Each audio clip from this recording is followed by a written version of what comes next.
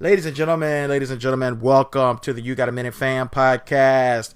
Before we get started with the show, just want you to spread the word, rate and subscribe to the show. Don't make me inbox you to ask you. You're listening right now. So rate, subscribe, and give a review if you can. And it'd be great if you shared the content on Facebook or talked about it in the groups when we release it, which I might try to release it tonight, but always, if not, by noon tomorrow morning. And we're recording this on Sunday night. And I am joined by my co-host, who has not been suspended from Facebook in a good 2 or 3 weeks. Actively lazy. Yo, I told you I'm rehabilitated, man. I'm gonna give it about 2-3 months, and then I'm gonna get suspended again. Tony Mays, my frenemy, Tony Mays, he was suspended last night. Wasn't in a group of mine, but it was in a different group. He called someone big dog, and he was suspended for that. Like, how is that an insult in any way? Like, that's never been, even if you're calling somebody a big dog, like, dogs are revered in America, and not even counting it. So how is a big dog bad? I don't understand. I don't understand. It's kind of funny that it's him, and he was trolling a lot in the rest of the group, but that's awful. But let's get to the topics at hand, starting out with our headlines. Tim Tebow was cut, and we got a lot of gold out of bumping some posts and just out of the really good memes. I saw a good Will Smith meme from Fresh Prince. How come he don't want me, man? And I saw another one that said Tebow was going to sign with the Lakers. But overall, what did you think of Tim Tebow's attempted comeback? If Jesus couldn't trust the disciples, then Tim Tebow can't trust Urban Meyer. I mean, that's what it boils down to, man. But no, for real, I want to say that the internet played a role in this. I've never seen anybody above the age of 15 block so poorly in my life. And, you know, it's not often that we find ourselves in situations where we can criticize professional athletes and truly say and mean that I could do better than that. But looking at Tim Tebow blocking, I could definitely do better than that. So it's unfortunate that it had to go down this way.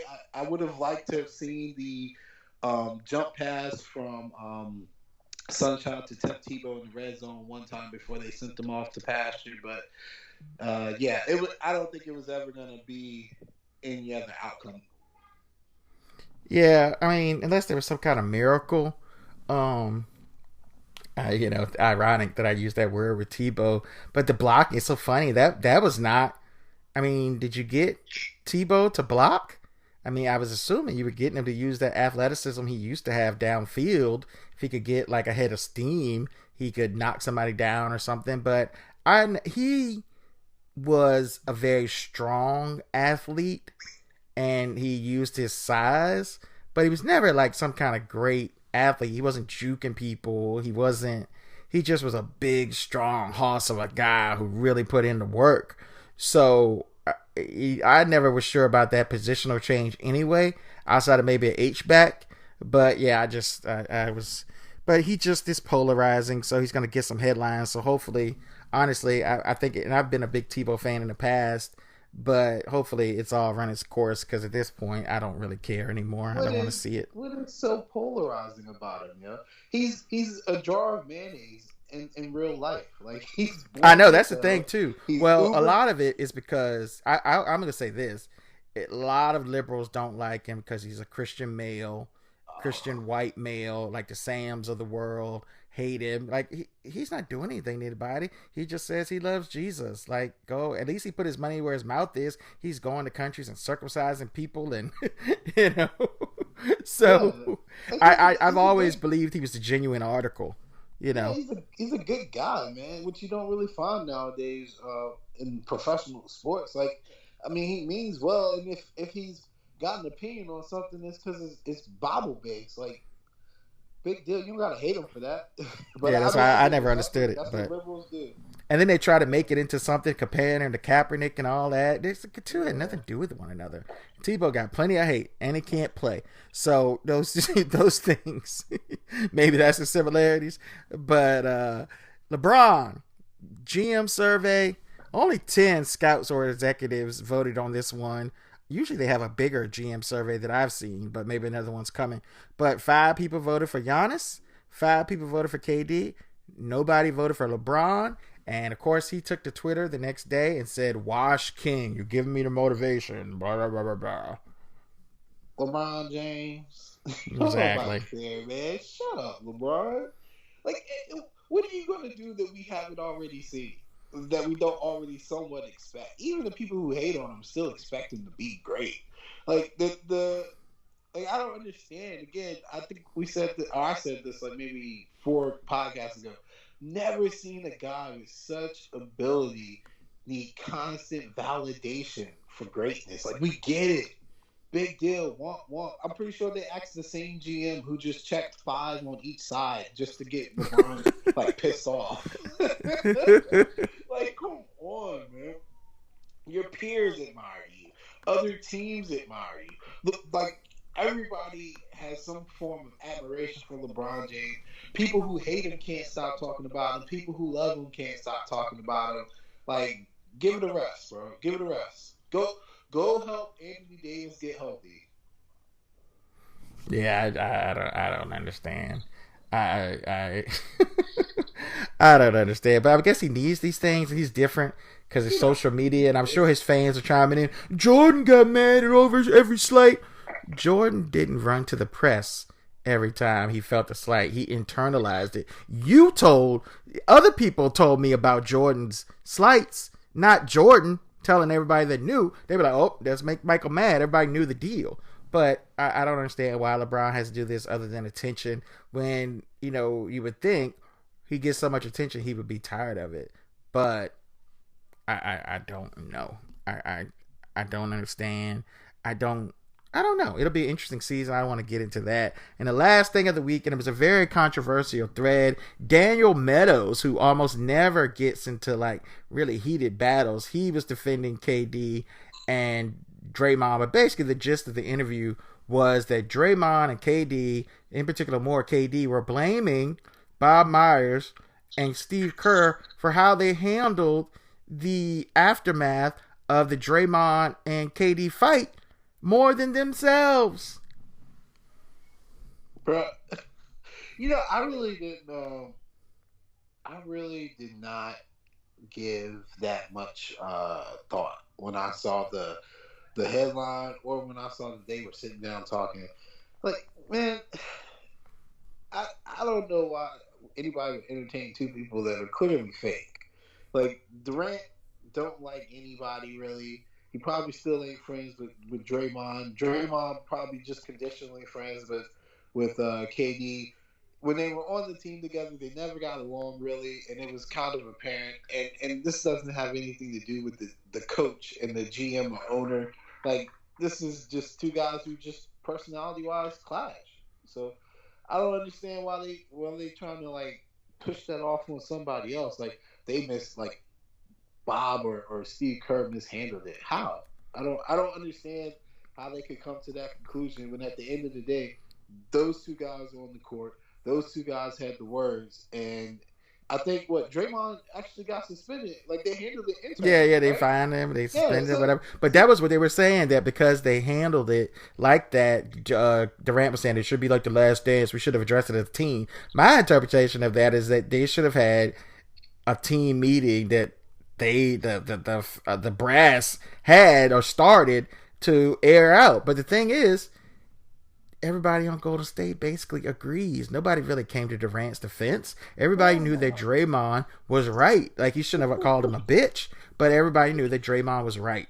So it's not the same thing as Scottie Pippen sitting out, because the fact that Durant compares that to Scottie Pippen sitting out is shows you a lot about how Kevin Durant thinks about things, because that is not even close to a similar situation. He left it, and nobody can seem to understand the people that want to defend KD, like Jordan Box and Daniel Meadows, or is it? I think it's Meadows.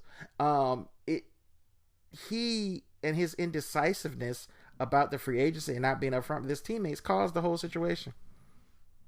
Yeah, I mean, it's just the nuances of this new age of athlete that just turns me off sometimes. Like, who cares about this? This isn't even real drama.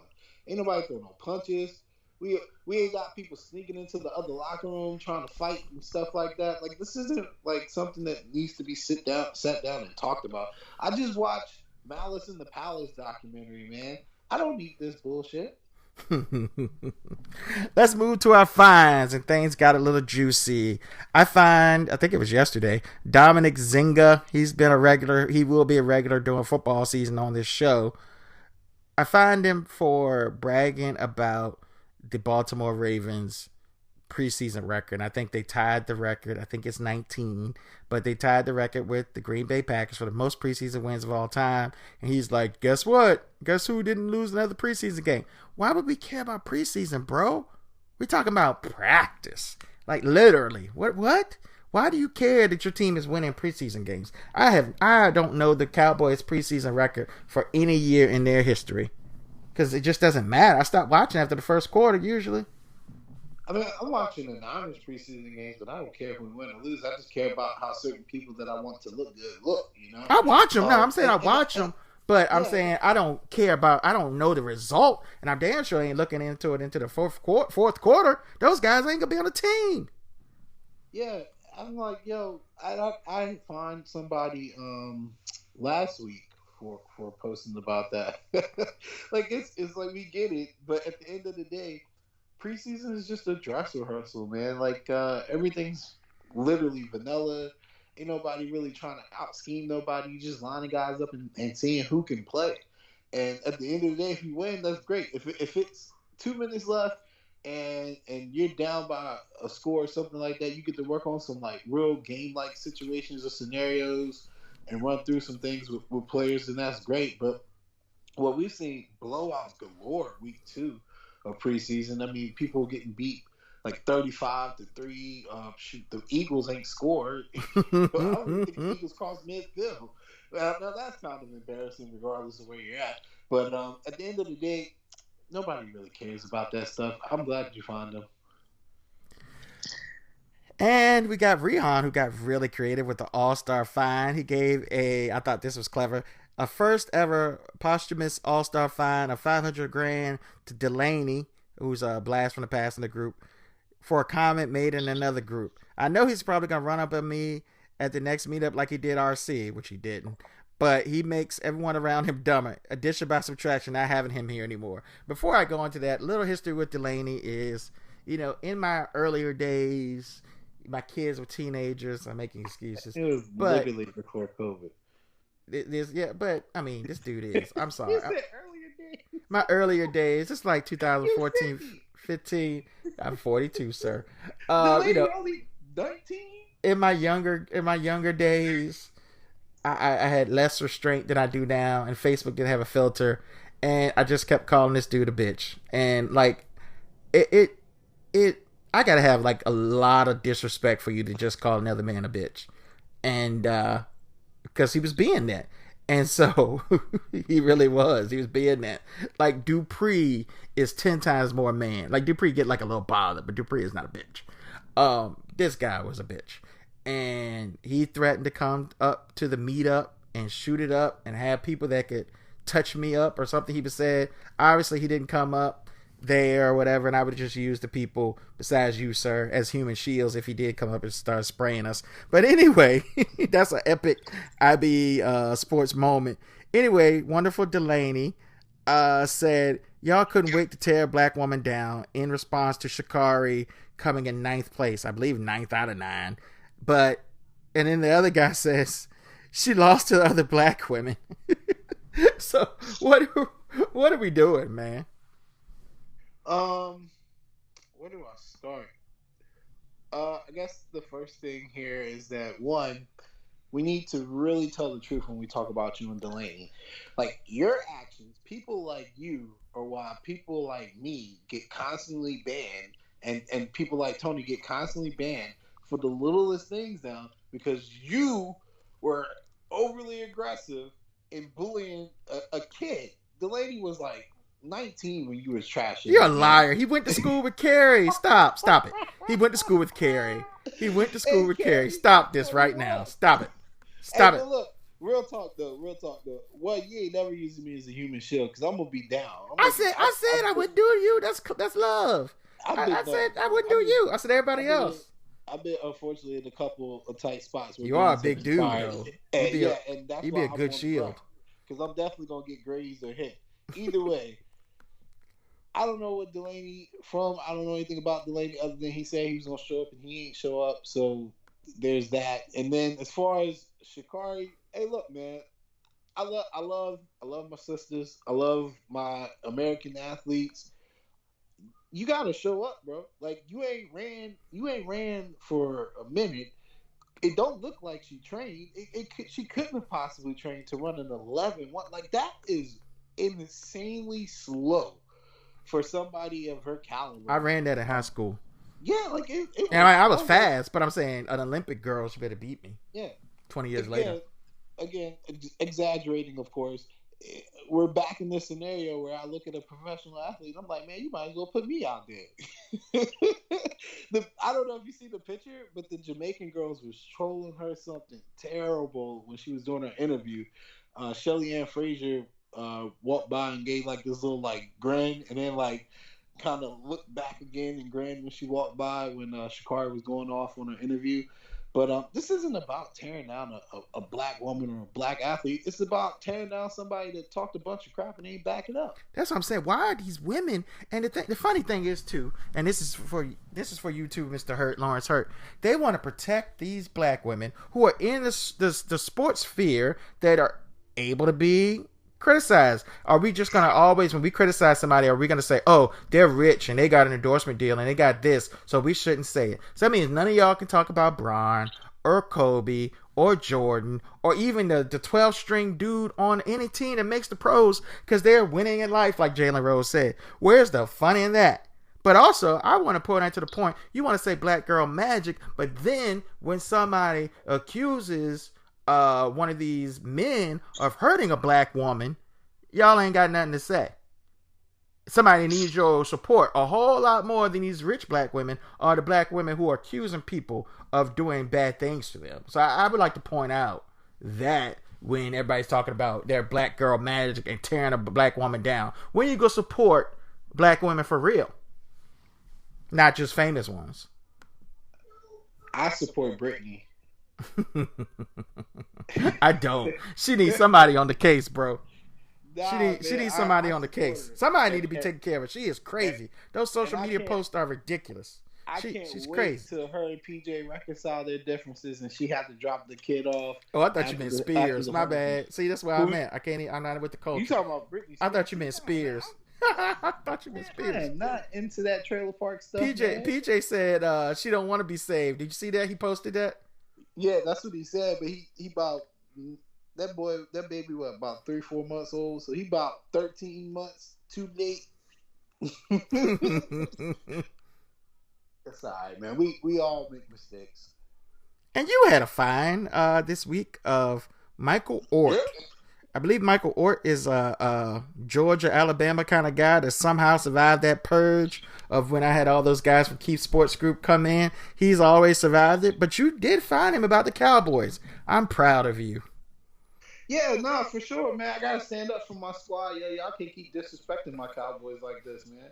You know what I'm saying? Nah, but for real, I was thinking about this earlier, and I'm glad we can have this talk on like the show. Do you remember? Was it 20? I'm pretty sure it was 2019. Dak Prescott got franchise tag, right? Mm-hmm. And then the Niners franchise tag Robbie Gould. And you guys were trolling the hell out of us. Like, oh, y'all use the franchise tag. It was very funny. Yeah, it was absolutely funny. I was looking at some things, and Robbie Gould might have more points accredited to his name since that franchise tag than Dak Prescott. That's a bad sign for your team. You kicking that many field goals. How about that? And I'm pretty sure his availability. I was told availability is pretty much everything, and he's way more available than. Oh, okay. Here we go. It's preseason. Dak's gonna play all 16 games. No worries. Don't worry about it. Preseason. Your quarterback blew his ankle out and he got an arm injury. How does that happen? It's not even like related. Like, there's no reason for him to have a shoulder injury. He ain't thrown for a year and a half. So y'all playing games or something else is going on, and I'm gonna get to the bottom of it. I got my people on the case, man. The same people that found Dez's tape will also be finding out whether or not Dak Prescott is really injured, and I will have an update for you guys next week. This gonna be like the Dez tape, the infamous Dez tape that never turned up, and you were on the case. You better be glad we did too. That's how he got signed. Me and my people got a hold of it. We burned it. I'm glad. Thank you. I went to Cancun, and I made sure that Zeke Elliott signed his contract. I know you guys remember that. I had the pictures. Well, we didn't want Zeke to sign for that much money, so we just wanted him to come to camp. But yeah, it's just another. It's so dumb. So there's an unforeseen injury. So how in the world the Cowboys gonna know that he hurt his shoulder, gonna hurt his shoulder, and you signed the money? So it's just dumb. It was definitely dumb, man. It's just dumb. And anybody that supports this kind of logic will get fined by me every chance I get. I hate the franchise tag. I don't think it's necessary anymore. I think it was actually, at the time that it was implemented, it was probably necessary, but it has become a tool to kind of hold them down. It sounds like a good thing, but it really is like the worst thing. Not the worst, but it's a horrible thing for a player. Yeah, it devalues a player, especially when we're talking about double franchise tags. I know people see the money that you get like up front because of the actual tag, but if you think about it, you look at some of these guys' contracts and then how they can restructure later on in the deal and things like that. There's really no positive for a player to accept the franchise tag for more than 1 year. And now we move to our deflated game balls. I haven't been following baseball, honestly, enough to know this one, but it got a really bad reaction. And that was my brother Corey. He says, remember, and he's got an agenda. He hates Mike Trout. I don't know why. But I think I know enough. I think I know enough about baseball to know this is probably a bad take. But remember when y'all used to cape for Mike Trout saying he's the best baseball player in decades and him never sniffing the playoffs or never sniffing playoff success wasn't his fault? Now he's not even the best player on this damn team. Y'all disgust me. Well, it's been like a decade. I do know Mike Trout has like all-time great WAR. But was this a bad take by Corey as a baseball guy? Is the absolute worst take Corey Carlton has ever produced since he's been typing online, and he knows that. And he only did that to get a reaction out of me. It's just all leading up to the inevitable clubhouse where me, him, Maurice, and Gregory get on, and the Lakers are playing somebody, and I'm gonna call Westbrook a hoe, and we're gonna get the fighting. That's just how it is. Like, everything just leads up and leads back to Russell Westbrook being on the Lakers now. I hate Westbrook, which in turn makes me hate LeBron because he's teamed up with Westbrook, and this is what we're going to do. It's going to be a civil war coming, and you need to pick a side. Yeah, I don't know what was on Corey that day. I don't know what's going on. He's forcing that one. And now we got, this is probably going to be most of the podcast, sadly. It actually started out with you trying to distance yourself from Sam, disassociate Team Nickel with him. You kind of put out a couple messages to him, and that's kind of how the week started out with Sam, because we get to Sam and his deflated game ball. Look, man, I tried, and then these N-words pushed back on me, and then they were defending him. Yeah, they were defending him, and then he turns around and reinforces everything that I said. And this is why I am the Team Nickel leader. You guys need to get off that Dupree stuff, man. Y'all need to listen to me. I done saved us so much trouble. I had the white women, and then Dupree kicked them out, and then Jesse went and got pregnant. Gibbons ain't even in the group no more. I don't even think Lisa's in the group no more. We done lost all. I think she's technically still around. Yeah, we done lost all the white women, and then we get stuck with Sam, who I have so many jokes for, but I was told that for the sake of his mental health and for the sake of this podcast, I need to hold off until he's irritated me so bad. You do whatever you want to do, bro. Nah. Oh, see, you want me to be bad guy, see? Because look, you say that, and then when we get off of this, you gonna hit me up and be like, I'm gonna have to take some of that out. This podcast will not be on the air for 2 days if you let me go unleashed on Sam. So I'm gonna leave it alone. All I'm gonna say is, I told y'all he needs some help after he completes the program and comes back. We'll give him a test run, see if he's truly changed. But if not, I'm Team Nickel done with him. And so it got really ugly with Sam. It actually started, I don't even know where it started, but on the entertainment page, this is what this one got lit. We were talking about Lizzo and her being upset about being talked about on social media. And I thought it was a very good discussion. People were real thoughtful about it and saying, she puts herself out there, but at the same time, you're a loser if you're like attacking Lizzo online unprovoked. And Dominic said some dumb stuff, but that's par for the course, and a couple guys, but mostly there wasn't any much hate on there. And Sam comes on there and basically says that if Amy Schumer, who I'm a cape for Amy, but if Amy Schumer, Lizzo, Rihanna, and somebody called you to their house, you would come running. No, bro, we would not. If Rihanna did, we would. If Amy did, I think a lot of dudes protesting too much out there, but I would. But I think a lot of dudes were protesting too much. But I think people don't like Amy because of her personality, and she's like an outspoken woman. But anyway, Lizzo is in a whole nother category, bro. I ain't trying to fat shame anybody, but don't tell me what I would do or what the average man would do. It's too much, man. It's too much. Again, if you're under 200 pounds, you fresh meat for Lizzo. I'm just let you know that right now. You gonna have to fight her ass off. Well, I'm way over I'm about 220, so I can knock it down. Nope. She gonna look at you. I'm 230 these days. She gonna have a scale there for you. I'm 235. You're 230, 235 these days. You gonna be in an American Horror Story. Hey, but first of all, man, look, I'm gonna start off with saying this. White people can't tell black people nothing about big black girls, man. Well, I think he meant everybody, just the general public. But yeah, I know what you're saying. We know the rules. We know the rules for big black women. We know what they like.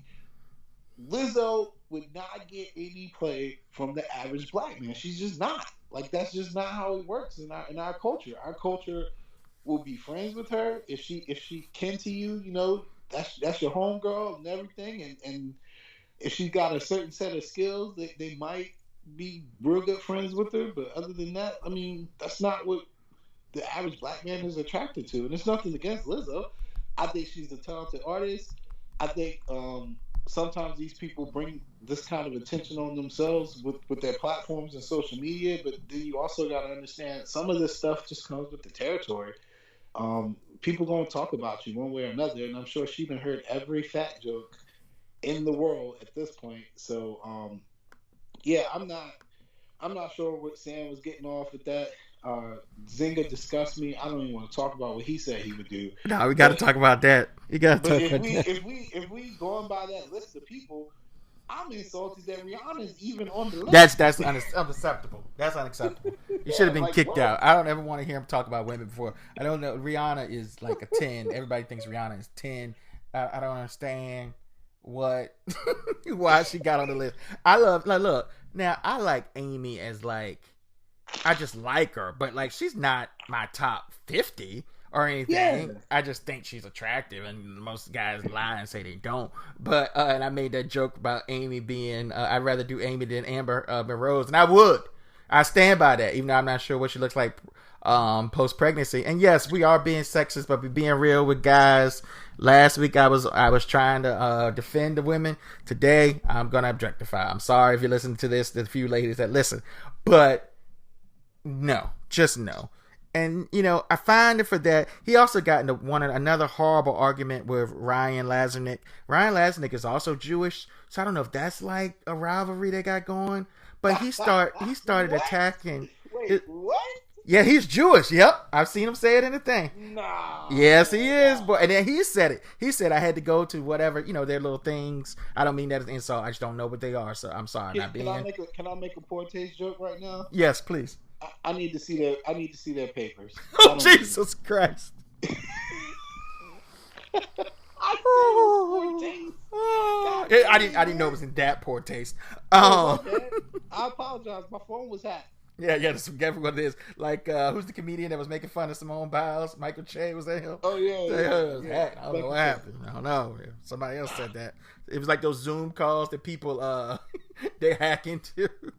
But yeah, he's supposed to be Jewish. But anyway, he insulted Ryan. Like, it's like he had these preset, you know how you have presets on your radio, just hit 1, 2, or 3. He had preset insults. He said, man, your kids must be ashamed of you. Ryan's like, I ain't got no kids, man. That's what I was like, what's going on? I tried to talk to Ryan. I said, Ryan, can you just ignore him? He's having a hard time. And then every time and then Ryan did keep it going. But for the most part, I saw Sam would just kind of go all the way in and go at him real hard. Then Ryan would come back and talk about Sam's unfortunate catfish situation. Finally, I tried to end it, and I said, Sam has been placed on the commissioner's exempt list so he can address his mental health. I won't go into details, but he was recently involved in a bad fishing accident, which sent him into a downward spiral. The last straw was actually, he basically said that the reason why Kevin Durant has not maxed out his potential is because he's mentally fragile, which I think Kevin Durant has maxed out his potential. Like, what? He's like a perfect basketball player. He's just a really mentally weak off the court. And he took the easy route to get titles, but he still won them. So, I mean, I think Kevin Durant would have won a title eventually. Yo. But what in the world? That was one of the worst takes I've seen in a while. So you know how you, like, I'm pretty sure you do this too, because you do the admin stuff more now than I do. But like, you see a post, you just skim it and look at who said, like, look at who posted, and then look at the key words, and then just like, I ain't reading that. So I saw Sam and I saw KD and I didn't read it. Is that really what he said? Yes. Oh yes. Oh yes. Oh yes. Bruh. He said has anybody, like, in history ever basically left it, and I'm paraphrasing, left as much on the table as KD because of being mentally soft? These are the type of takes that when I get my admin privileges back, I'll just let you be mad at me for kicking out all stuff. We can't have these people affiliated with the group, man. Like, he can do Team Turnbuckle, but he can't comment on sports anymore.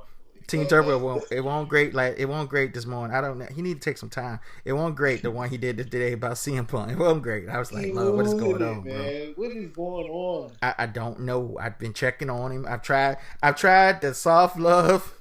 I've tried tough love. I don't know whatever. I don't know what love is left to try on him, man. It was just a breakdown of epic proportions, bro. I don't. And then let me just say it like this. If you know, you know. If you don't, you don't. After what had transpired with his fishing accident, I don't think he should be commenting on women and desire. And I think I would take a break from that. In true, was it Cuomo fashion? Cuomo, whatever that dude Cuomo, is? yeah, Andrew Cuomo. Yeah.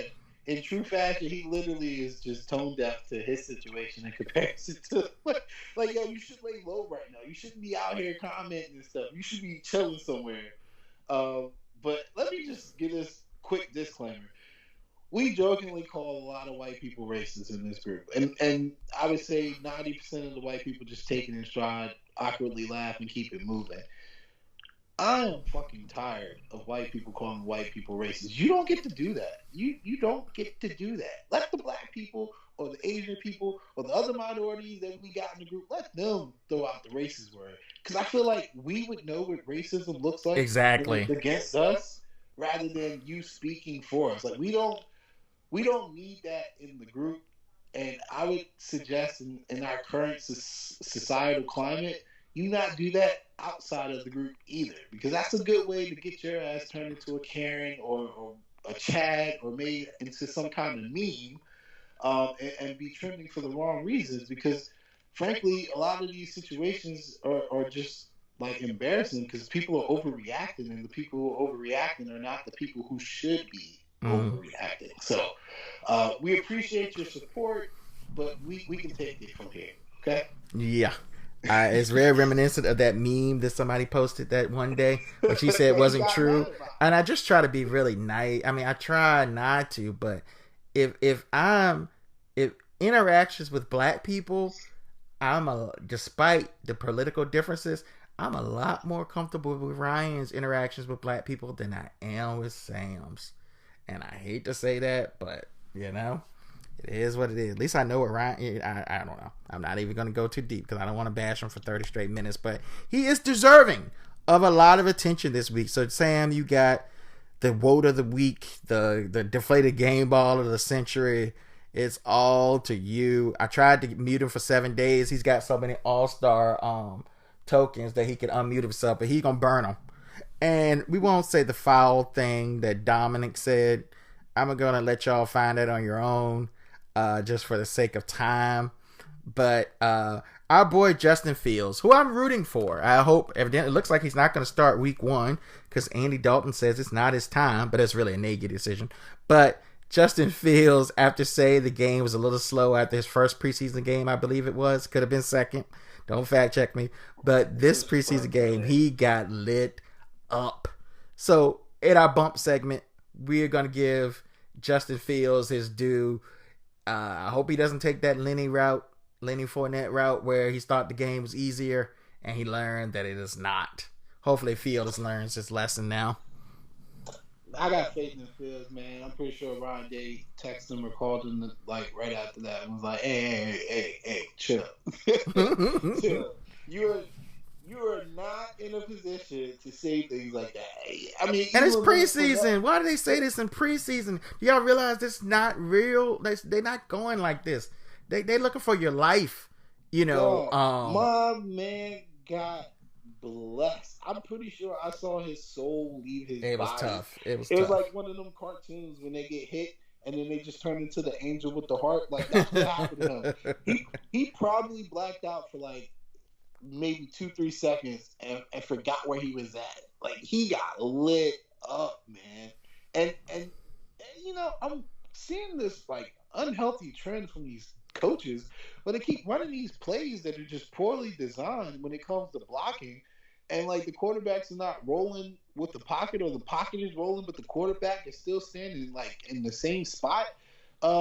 Jimmy Garoppolo almost got hit like that today, and I'm like, dang, he not even athletic as Fields. At least Fields kind of like got down or at least braced himself. I was like, Jimmy about to die. Like, can we just run some basic blocking schemes so we keep people upright? But yeah, like you a rookie quarterback, you don't need to be saying none of that shit there. That'll get you hurt for real.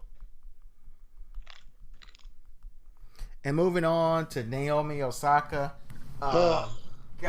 And I do want to say this before I give her the before I give her, what am I giving her? Just trash, but a flop warning. Not saying she's trash. I'm saying what she was saying was trash. Giving her a flop warning because she broke into tears and walked away. But Joe Matz wants us to know that she came back after she cried and went away because a reporter asked her an aggressively worded question and she broke down in tears. But I want to give her props because later on, she said that she did some soul searching and she tried to figure out what it was about the press that was upsetting her so much. And it was that they do interviews and then later on they get headlines that say she fell short, she choked, and she's mostly talking about other people. So it's a fear of failure and a fear of bad coverage when she plays bad, which is what you should expect anyway. But anyway, I think she wants to please everybody. I don't think she's a bad girl. I root for her. She's currently, well, I guess she was my favorite tennis player. I always have a favorite female tennis player. I like women's tennis. And but this episode of crying because he asked you a aggressively worded question, like, what's going on, man? Yeah, I don't like picking at people not named Sam when it seems like they're really going through something. So I say this with the utmost respect for Osaka, but get the hell out the paint. If you really can't handle a question like that, or if it's really that bad, then take a legitimate break. Because I don't know how else somebody can shape a question. Like, I don't know how else he could have asked the question that he asked. I didn't catch this bullying tone that her agent or whoever it was that was a PR person was talking about. I didn't catch any of that.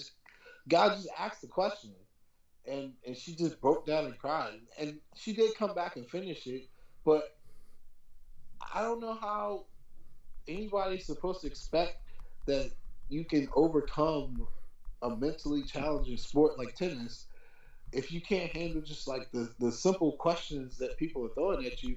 Like, how does that affect your game? You know, like what's going through her mind when she plays? Because tennis is a grueling sport. Like, I don't think people realize that, but those tournaments are long. You know, and there's going to be times where you're going to have questions of yourself, or people are going to ask you questions after a match and things like that. If that's going to be your reaction, then again, I really think you need to take a longer break.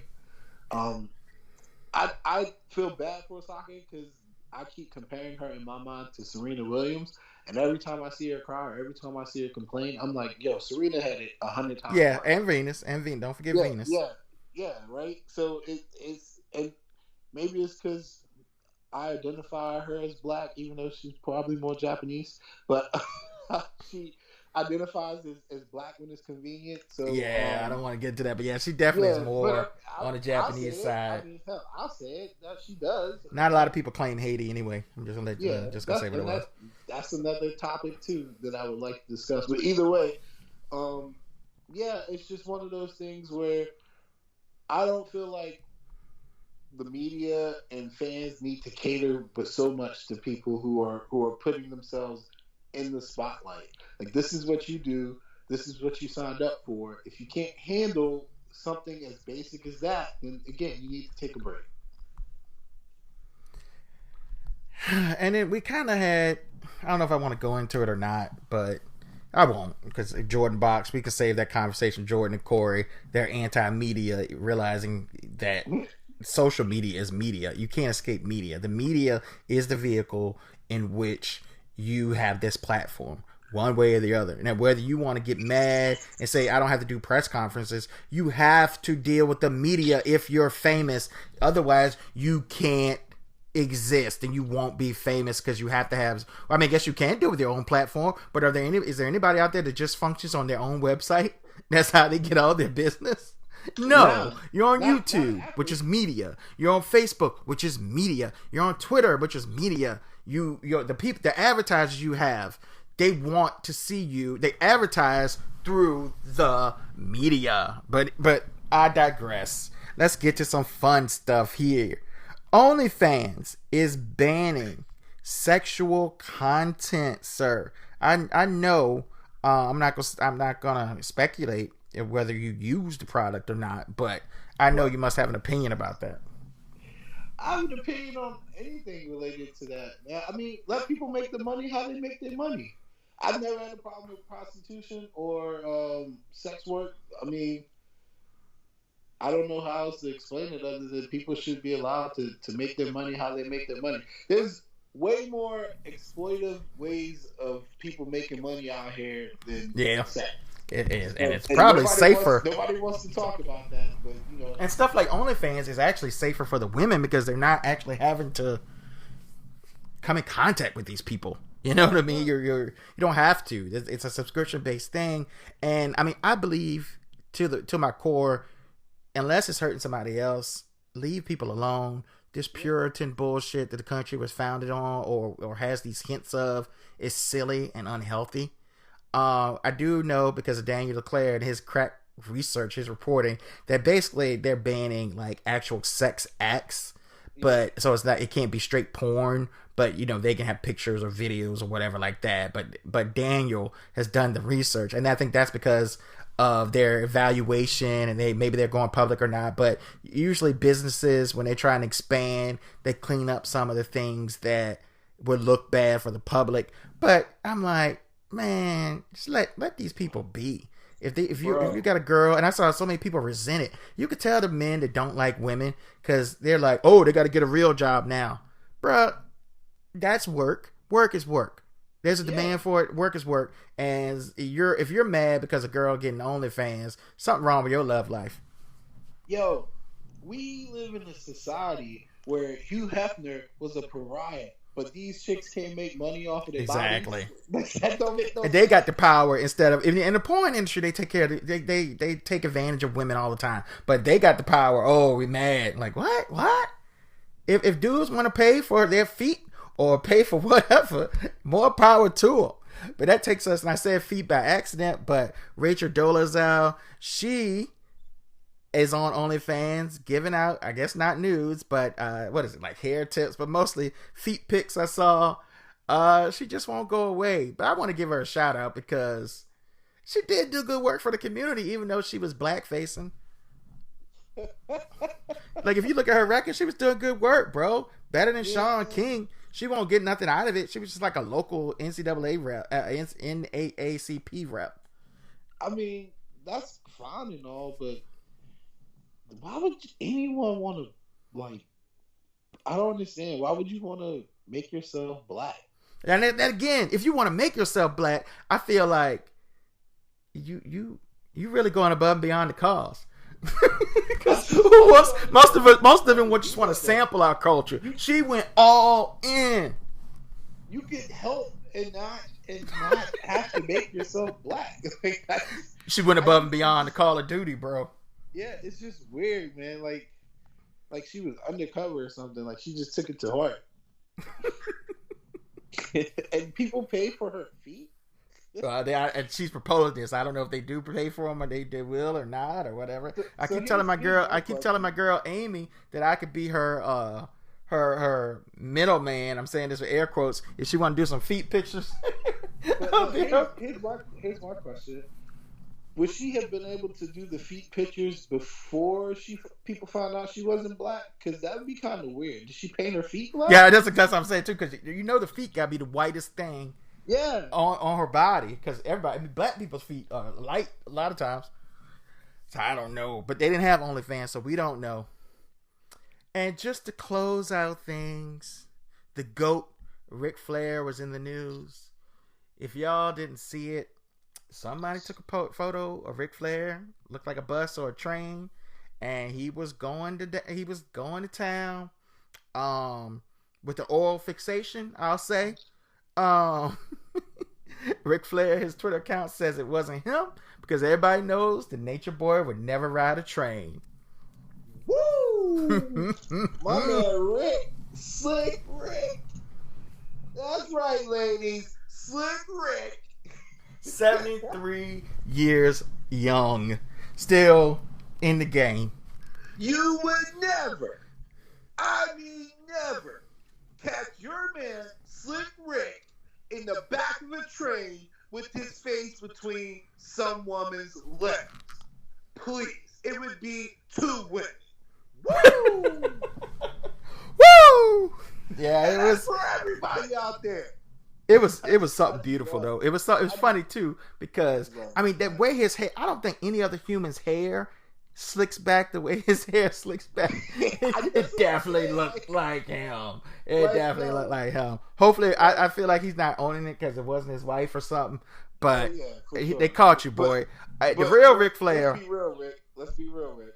You probably ain't been with your wife in a while, or just only your wife in a while. The real Ric Flair has financial troubles from time to time because he spends too much money. So the train is possible. It's possible.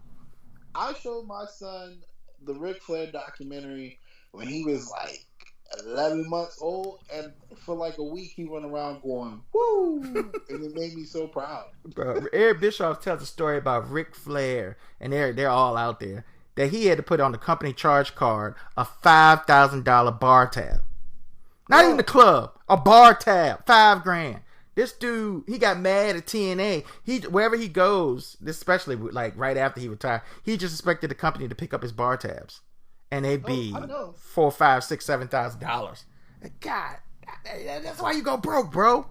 Ric Flair used to come into the Marriott, bro, and just do whatever he wanted. And there was one time where he pissed on himself and had to get his sheets changed. And when the person went up there to change his sheets, he basically offered to have sex with them because he was doing them a favor, is what he told her.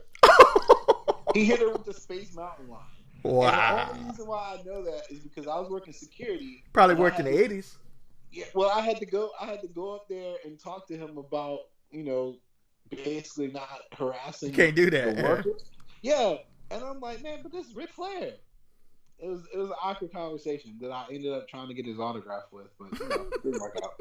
All right, before we go, I do want to hand out a real game ball Jordan box. He was doing the Lord's work. He went a little too far on Team Turnbuckle, got on my nerves. I questioned his reading skills, but he will give me a good battle.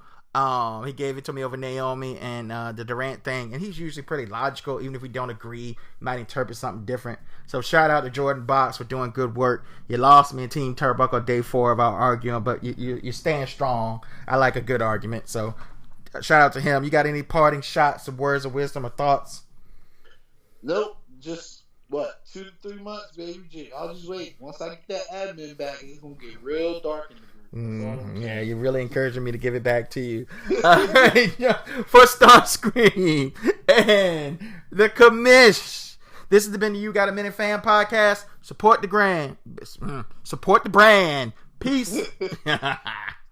brand.